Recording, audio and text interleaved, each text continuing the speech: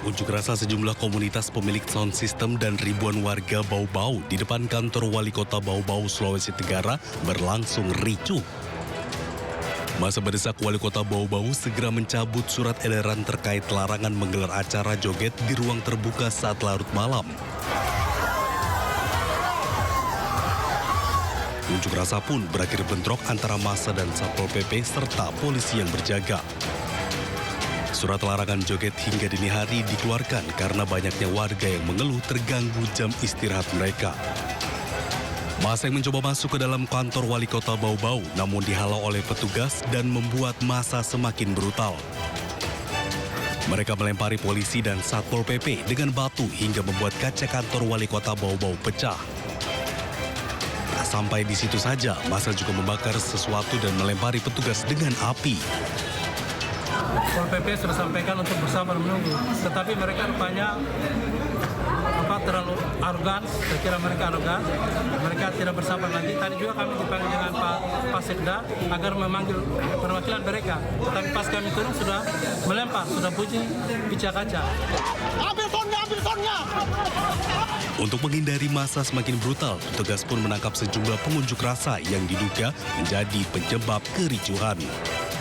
Sementara sebagian yang lain pun kocar-kacir melarikan diri. Dari Kota Bau-Bau, Sulawesi Tenggara, Andi Eba, Ayus melaporkan. Sebelah bang, yang dua bang, sebelah bang.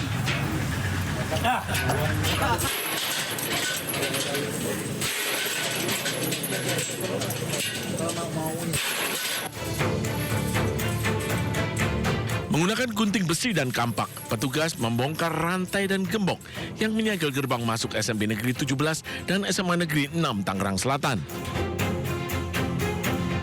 Pembongkaran dilakukan agar akses siswa tak lagi terganggu setelah ditutup warga lantaran sejumlah siswa tak lolos seleksi penerimaan murid baru.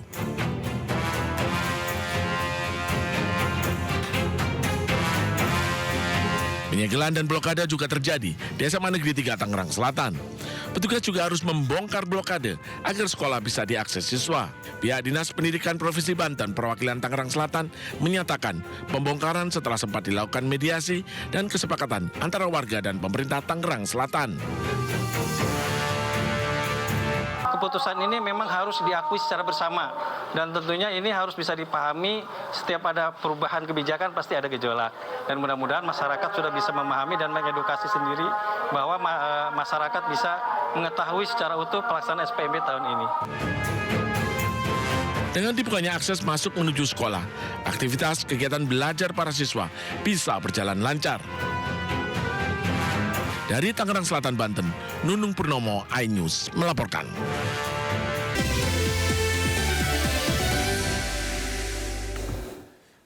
Timnas Indonesia gelar latihan terakhir untuk memantapkan strategi jelang laga perdana Piala AFF U23 nanti malam. Skuad Garuda Muda di bawah asuhan Gerald van den Burg siap tempur menghadapi Brunei Darussalam di Gelora Bung Karno.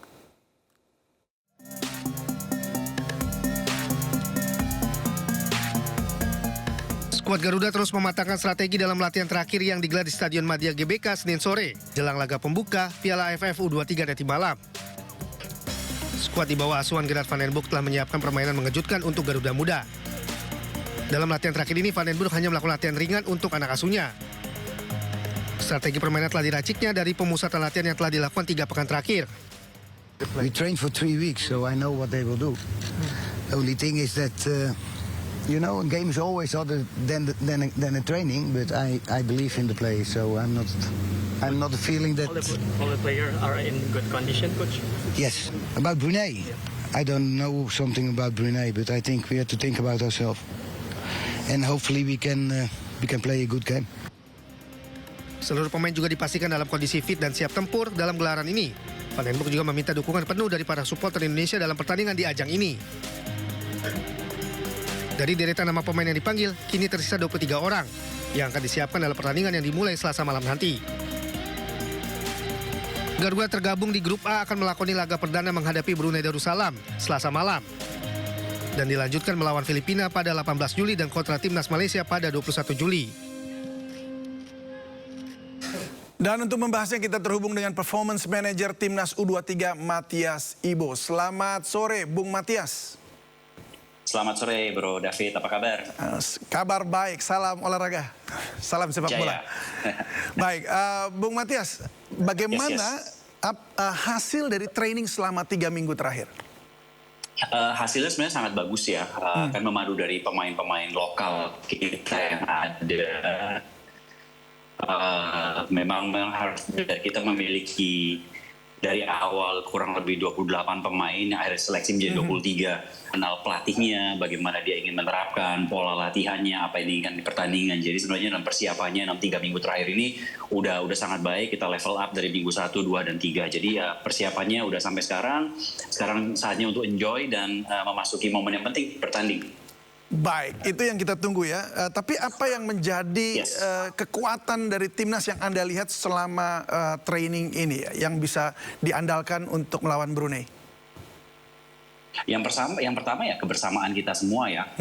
Pemain-pemain ini menghilangkan egonya masing-masing. Kita tahu bahwa kita di sini bersama untuk ke Indonesia, untuk Merah Putih. Jadi semuanya tahu tujuan untuk apa. Dan sekarang ini untuk negara, bukan untuk klub. Jadi itu yang paling penting. Chemistry-nya udah dapat ya semua? Chemistry-nya udah dapat dan pastinya akan semakin membaik dari pertandingan 1, 2, 3 dan sampai final nanti. Baik, untuk pertandingan itu nanti apa yang harus diwaspadai ketika melawan pada partai pembukaan ini ya, melawan Brunei? Ya kalau kita sih menganggap semua tim itu sama ya. Jangan meremehkan bahwa satu tim itu lebih jelek daripada yang lain. Semuanya datang ke sini dengan tujuan satu untuk menang. Kita sebagai tuan rumah tentu saja memiliki keunggulan dengan adanya supporter, dengan dukungan, dengan cuaca dan semua. Tapi ya yang pasti kita hanya harus fokus menjalankan apa yang pelatih inginkan, konsentrasi di game, jangan melakukan kesalahan-kesalahan yang tidak perlu dan yang tujuannya menang. Baik, itu yang paling penting tuh sebenarnya, tidak melakukan kesalahan yang seharusnya tidak diperlukan, apalagi yang namanya gol bunuh diri seperti itu. Nah itu bermain simple aja, bermain simple. Berarti pelatih, it's about team. Kita ada 11 orang di dalam satu tim. Biarkan bola itu berjalan dari satu sisi ke sisi lain, jangan kehilangan bola. Yang pastikan fokus selama 90 menit, berikan yang terbaik 100%, 200%. Nanti pemain pengganti yang akan masuk juga akan memberikan 100%, 200%. Jadi semuanya udah siap tempur. Jangan sampai yang di bangku cadangan misalnya berpikir, wah gue nggak dapat jadwal main nih, terus sedih. Enggak. Tapi semuanya harus siap memberikan 100%. Baik, ada persoalan lagi. Seringkali ini terjadi mungkin di banyak klub atau timnas ya, bahwa ketika terjadi kebobolan di awal, kemudian itu melemahkan mental gitu, sehingga performance-nya itu yang tadinya awalnya bisa digas begitu, tahu-tahu jadi berantakan. Nah ini bagaimana mengantisipasi ini terjadi di timnas U23 kita? Ini sebenarnya pilihan ya, ini sebenarnya pilihan dari para pemain ya, kita memang sudah mengantisipasinya, tapi untuk menghindari hal ini ya jangan sampai kebobolan sebenarnya di belakang. Dan kalaupun terjadi, kita memiliki supporter yang sangat mendukung kita dalam segala situasi ya, dan apapun itu selalu harus chin up. Ini sudah kita tekankan kepada para pemain, yang penting tetap fokus, ada 90 menit, yang maksimalkan 90 menit yang ada, jangan sampai kehilangan, dan begitu kehilangan langsung harus menekan dan membalas, seperti gitu. Baik, berarti harus curi gol dulu di depan itu ya berarti ya? Kita ya bukan curi gol, kita memang harus membuat gol. Harus membuat gol ya begitu. Baik, tetapi kalau nggak buat gol, nggak menang. Ya, betul. Untuk melawan Brunei, itu apa yang Anda pelajari yang mungkin kemudian harus diwaspadai oleh timnas kita? Kalau seperti yang sudah saya sampaikan sebelumnya, semua tim itu sama ya. Jadi memang kita harus memperhatikan bagaimana kita melakukan apa yang sudah kita pelajari dengan attacking kita, dengan defending kita, menjalankan pola yang sudah diajarkan. Fokus di situ aja. Jadi nggak usah melakukan sesuatu yang aneh-aneh. Ya kita mungkin berpikir bahwa Brunei akan bertahan ya, karena mereka melawan tuan rumah. Dengan catatan yang kita sebelumnya melawan mereka juga catatan kita selalu bagus. Tapi tetap saja itu kemarin yang kita lakukan sekarang hari ini. Jadi tetap fokus dengan apa yang ada dan menjalankan pola yang akan diterapkan nanti malam. Oke, itu fokus ya. Berarti dengan performance yang saat ini, kira-kira akan bisa mengandangkan bola berapa nih skornya? Yang penting 3 poin, itu yang paling penting sekarang. Mau itu kita menang 1-0, 2-0, 25-0, yang penting kita mendapatkan 3 poin, kita bermain dengan bagus, tidak ada yang cedera setelah 90 menit, tidak ada yang mendapatkan kartu merah, kita bisa bermain dengan baik, itu fokusnya di situ. Karena ini pertandingan pertama di grup, pertandingan sangat krusial. Kalaupun menang kita dapat 3 poin, tentu saja ada keuntungan, karena kita akan melawan Filipina dan Malaysia setelah itu. Jadi ya Yang penting kita menang dulu aja. Yang penting menang dulu aja walaupun 1-0 begitu tetap menang. Skor urusan belakangan. Yang penting menang. Ya, 3 poin. Yang penting dapat 3 poin. Betul. Baik, kalau begitu. Menang 1-0 atau menang 25-0 nilainya tetap 3. Jadi yang penting 3 poin. 3 poin, baik. Baik, terima kasih Performance Manager Matias Ibo sudah berbagi bersama kami di Sindo Sore. Sukses untuk Timnas Indonesia. Salam sepak bola. Terima kasih Bro David. Over and out. Bye. Baik, dan pemirsa untuk mengetahui bagaimana situasi menjelang pertandingan Timnas Indonesia U23 kontra Brunei Darussalam sudah ada rekan Kevin Pakan di GBK Jakarta. Kevin, bagaimana antusiasme supporter Timnas Indonesia di sana?